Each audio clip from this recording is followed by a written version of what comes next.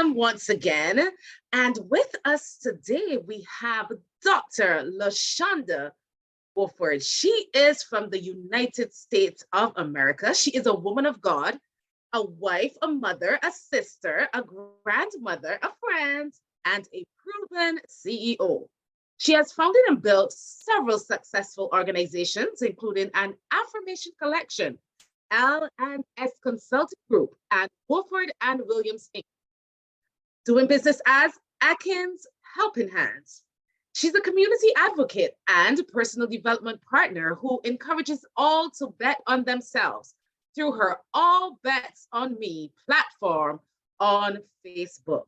Through various pains and struggles, Lashonda has learned to bet on herself and accomplish her goals despite adversity. So Lashonda, thank you so much for being here with us today. It is a pleasure to have you.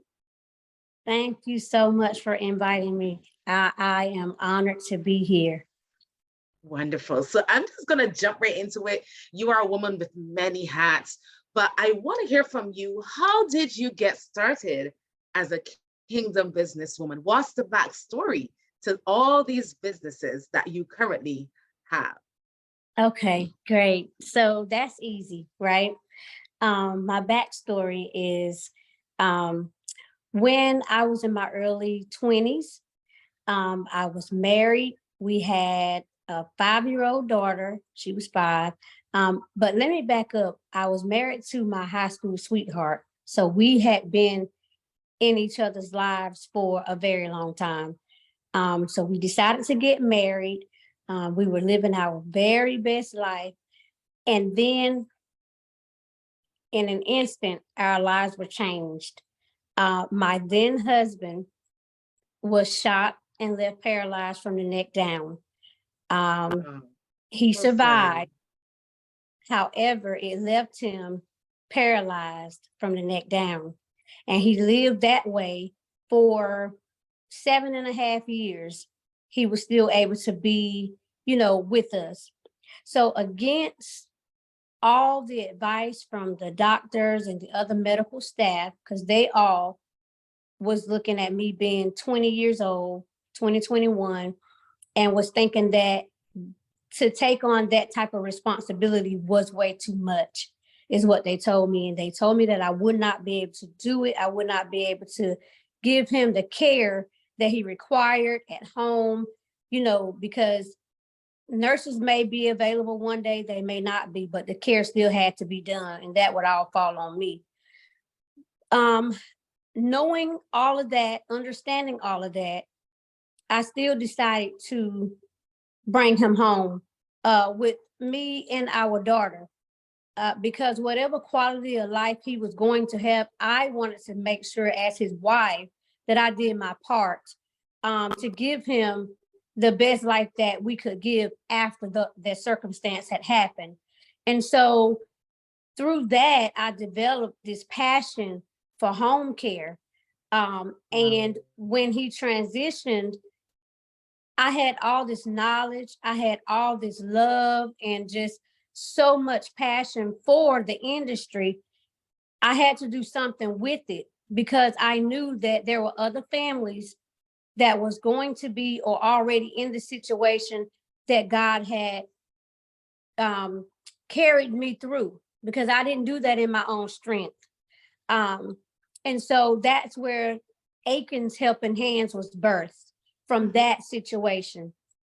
Fast forward to now, we're still, Atkins Helping Hands was, I didn't go through with that until 2015.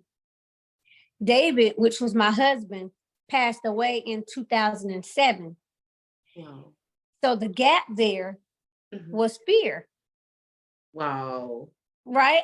Even though God had already given me what I needed and given me the vision, I was in my own way and I was afraid of just taking the next steps. Yes. And so 2015, it was time to actually move on those things that he had placed inside of me. And so we launched it. We launched it, and We're still going strong. We're based out of Hope Mills, North Carolina, but we service Mhm. 28 counties throughout North Carolina. Wow, and that's amazing. It's amazing how God would take such a an experience or a situation and then use it to help so many persons across a state or across a nation or across the world. So I love what God has done in your life, despite all the pain and despite all the trials, you still were able now to use that pain for purpose and use that pain to build a business. So tell us exactly about the services that you offer through that business. So the services that we offer hands-on assistance on an extensive level of care, all the way down to like a companion or sitter. So on Mhm. staff, we have RNs, we have LPNs, we have certified nursing assistants, and we have Wow. personal care assistants. And so we love what we do here. We're just honored that we're the ones that God chose for Yes. such a task. Amen. Such a time as this. So tell us, are there any stories from clients or testimonies that you would want to share? How are you changing the lives of people? I'm sure that even the family members who can't do it themselves are coming back and thanking you and thanking God for having you or having your business in their lives. So how are you changing their lives? So how we're changing their lives is that we're able to come in and be a support. Mhm. Um, I tell the team all the time, we're not just there to provide care to the individual who needs care, but we're there to be an all-around support for that person as well as the family. Because when tragedy comes, the entire family is affected. And if this is someone's first time going through something like this, they need guidance, they need support, and they just need us to be there to do what we're supposed to do so that they can lead a normal life as best as they can after what has happened to them. And so I get text messages, I get uh, calls from my team all the time from clients just wanting to say thank you, to the caregivers, and then thanking me just for being intentional with the staff that we choose. Um, because that's important in what we do. You have to know who you have on staff. You have to kind of get into their hearts and know that this is not just a job for them. Because if it's just a job, that's how it comes across to the families that we're here to serve. And we don't ever want them to feel like it's just a job, because that's not what this is. We are here to provide a service to them. Exactly. Exactly. So can you tell us, I want you to tell us, what are some of the very important keys to running any business at all? I want you to tell our listeners what are some of the most important things that they themselves need to consider. The most important thing when it comes to running a business is making sure that you consult God, Mhm. making sure that it doesn't matter what the type of business is, he has to be consulted in the beginning. You have to keep him and let him take control in the beginning, in the middle, and in the end. All around, he has to be in it, because we can't do what he can do in our human strength. The guidance has to come from him. Definitely. I love that. We can't do what he can do in our strength. So what final advice would you give to other kingdom business owners? I know you said quite a bit in our short time here, but what other advice would you say to them, even in your personal journey? What are some of the things that you have to do daily to make sure you stay focused, and anything else that you want to share? My advice would be, if you know that God has given you a vision and he's charged you to do something, don't be afraid. You just do it. He will not let you fail. You're going to be afraid because we're human. and you're going to be embarking on something that's totally different for you. It's going to feel weird, but just know that you're not going to fail, because your strength and that extra push you need is coming directly from God. You have to go forward in it, because somebody else's breakthrough is tied to your obedience.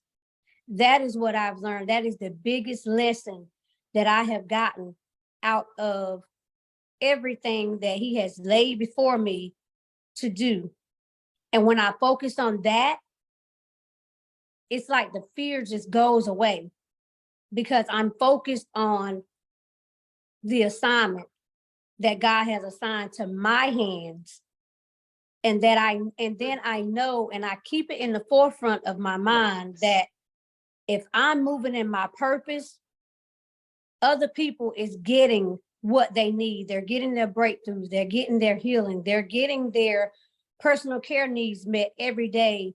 They're getting motivation from speaking or reading one of my books. It's much bigger than me, and I know that. Yes. I love that when you say somebody's blessing is attached to your obedience. So I hope that you are getting that, because as Lashonda speaks, she spoke about, as Dr. Lashonda spoke, she spoke about purpose. She spoke about making sure that you are obedient in that purpose. And that there comes the freedom when you are obedient, keeping your mind focused on the fact that somebody else is waiting on what God has placed in you. So, Dr. Lashonda, I want you to tell the listeners how they can find you. And if they need to get your services, how can they reach out to you? So you can find me on Facebook, Instagram, LinkedIn under Dr. Lashonda Wofford. You can also look me up on my website. The website for Aikens Helping Hands, which is the name of the home healthcare agency, is www.akinshelpinghands.com. And before we go, I want you to also share about the life purpose or life coaching courses or certification that you offer. I'm sure that there are persons here that would love to learn from you and would love to have that experience of teaching others and becoming certified and teaching others how to manage their lives and how to walk in purpose. Tell us about that part of your life. Yes, I would love to. So I am accredited and certified life coach and instructor for Purpose Zeal Academy. And I certify individuals in different areas of life coaching. And so I have had the pleasure of certifying 11 individuals so far, since December of last year through now. Wow. And so my May cohort is wrapping up. We're in the 4th week of the certification courses. So I'm just excited about that. And I actually love it. That's another door that God has opened that I didn't plan for. But once again, when he gives us an assignment, you have to walk in obedience. You have to accept it.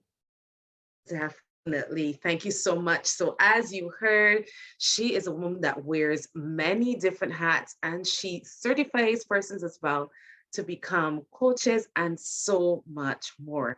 Dr. Lashonda, I want to say thank you so much for spending this short time with me.